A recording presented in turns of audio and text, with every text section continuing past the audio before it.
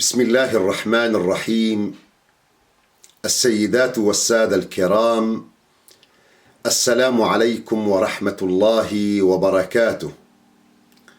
مع الدعاء لله عز وجل لندوتكم بالتوفيق والنجاح في نشر الوعي والحفاظ على كرامة وحقوق الإنسان، فهذا تكريم من الله عز وجل للإنسان، يقول فيه المولى عز وجل: ولقد كرمنا بني آدم وحملناهم في البر والبحر ورزقناهم من الطيبات وفضلناهم على كثير ممن خلقنا تفضيلا. والاعتداء على هذا المخلوق المكرم مستوجب للعنة. وفي الحديث يقول المصطفى صلى الله عليه وسلم: إن الإنسان بنيان الله ملعون من هدمه. وبكل تأكيد أن الإنسان يفتخر بانتمائه لقومه وعشيرته، وقد ورد عن النبي المصطفى صلى الله عليه وسلم قوله في حنين: أنا النبي لا كذب، أنا ابن عبد المطلب. وطبيعي أن يعتز المرء بتقاليده وموروثه الثقافي والاجتماعي، وما جاء الإسلام إلا ليعزز من مكانة تلك القيم والتقاليد الحميدة الموروثة عن الآباء والأجداد.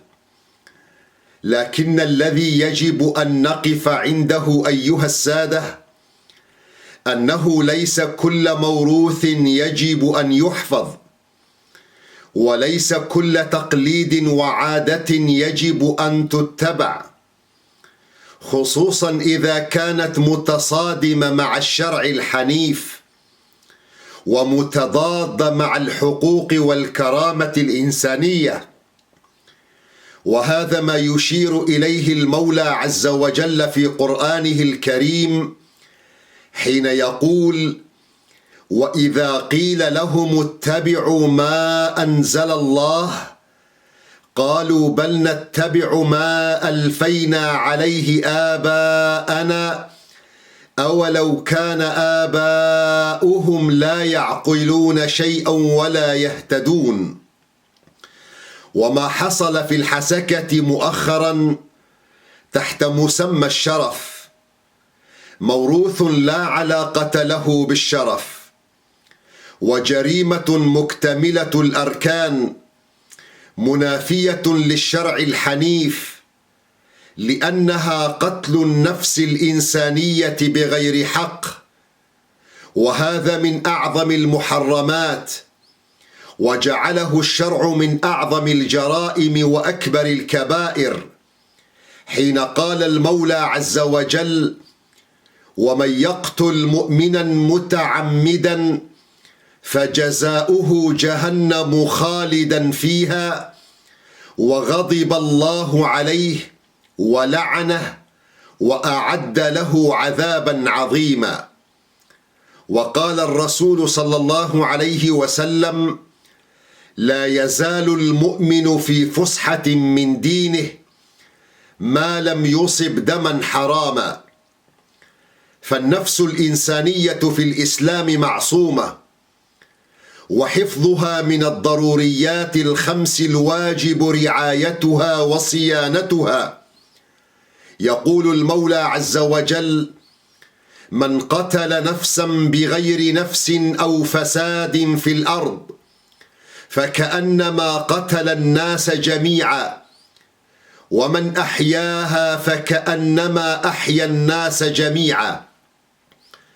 وكما أن حماية النفس الإنسانية معصومة، كذلك الأعراض معصومة، وأي اعتداء على العرض تستوجب العقاب.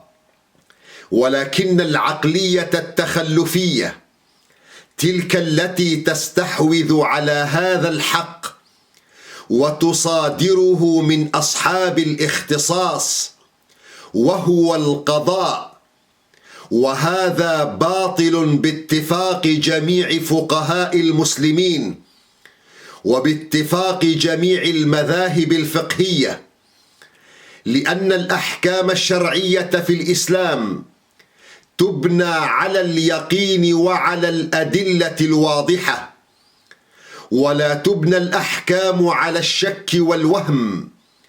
فالزنا لا يقام حده حتى يثبت يقينا بأحد أمرين: الأول البينة، وهي 4 شهود يشهدون شهادة بينة واضحة لا لبس فيها، تتفق بالتفاصيل الدقيقة للجريمة، وهذا ما لم يحصل فيما نعلم في تاريخ الإسلام، لا في عهد النبي المصطفى صلى الله عليه وسلم ولا في عهد الخلفاء الراشدين، لأنه شبه مستحيل. فإن لم يفعل الشهود ذلك بأن اضطربت شهاداتهم أو نقص عددهم عن 4، طبق عليهم حد القذف لإساءتهم لسمعة المشهود عليه.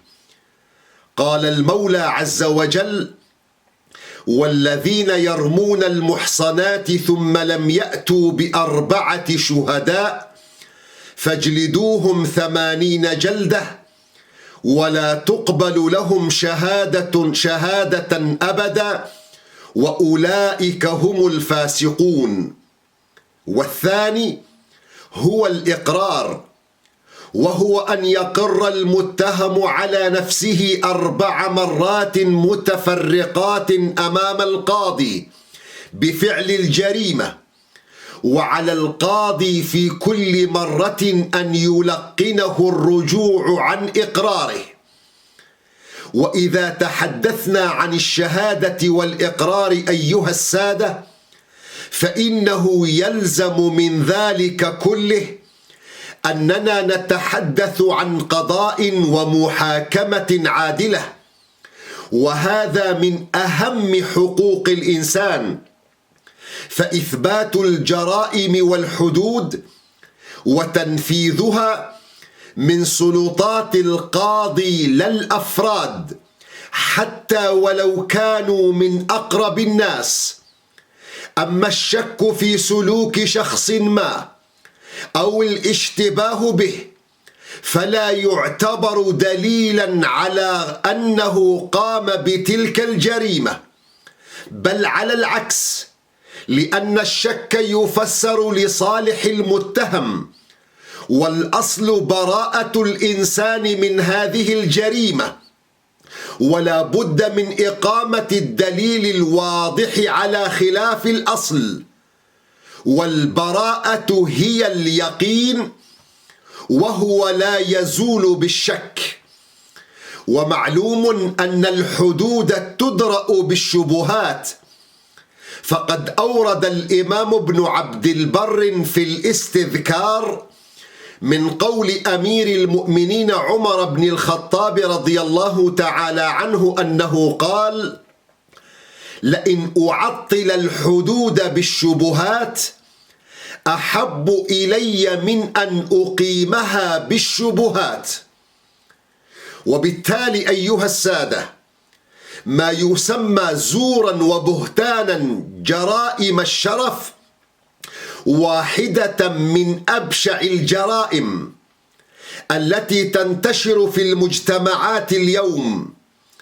يظن القاتل أنه من خلالها يطهر عن نفسه العار والمذمة، ولا يدري أنه يرتكب ما هو أخطر وأكبر، وهو سفك الدم الحرام الذي يزيد فساده على فساد أي جريمة أخرى، وهو بذلك يستوجب على نفسه القصاص لاعتدائه على نفس معصومة لم تقم البينة قضاء على زوال عصمتها، ناهيك عن ازدواجية المعايير، حيث التفرقة بين الرجال والنساء أو بين الأبناء والبنات فلا يوجه للذكور كلمة لوم واحدة، بينما تصوب الرصاصة الآثمة نحو الفتاة.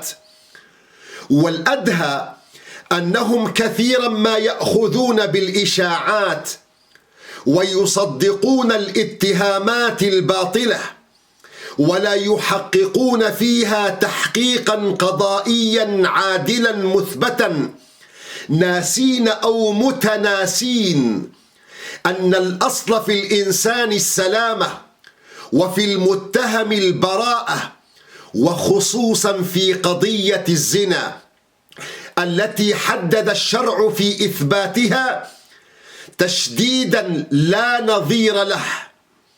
والفساد الكبير أنهم يعطون أنفسهم سلطة المفتي والمحقق والقاضي والشرطي جميعا.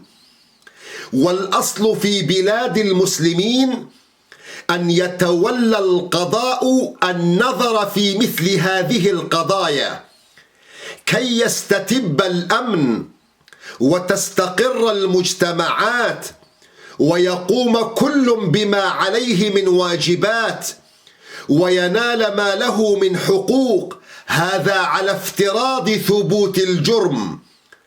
أما قيام الشخص بقتل قريبته بدعوى حماية الشرف وصيانة العرض فعل محرم شرعا وجريمة يجب أن يحاسب القاتل عليها، ولا أن تكون القرابة عذرا مخففا له، لأن الأحكام لا تثبت بالشك، ولأن القضاء هو من يتولى إصدار الأحكام ويتابع تنفيذها لا الأفراد.